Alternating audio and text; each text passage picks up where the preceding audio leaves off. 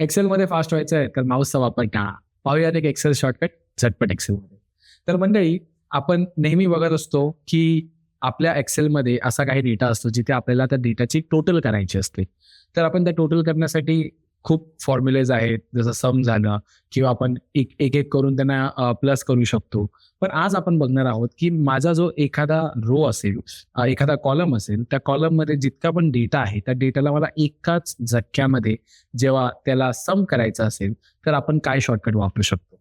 आणि तो शॉर्टकट मंडळी असा असणार आहे की आता समजा हा जो माझा डेटा आहे, या डेटामध्ये प्रत्येक एम्प्लॉईची सॅलरी लिहिलेली आहे आणि मला त्या सगळ्या सॅलरीची टोटल हवी आहे या सेलमध्ये. आणि ते करण्यासाठी जो शॉर्टकट मी आज वापरणार आहे तो असणार आहे ऑल्ट इक्वल्स टू.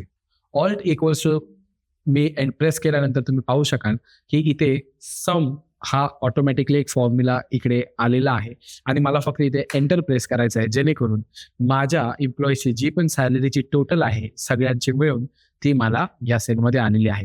फॉर्म्युला असणार आहे ऑल्ट इक्वल टू. तर अशाच माहितीपूर्ण व्हिडिओज पाहण्यासाठी फॉलो करा एक्सेल भारतला. धन्यवाद.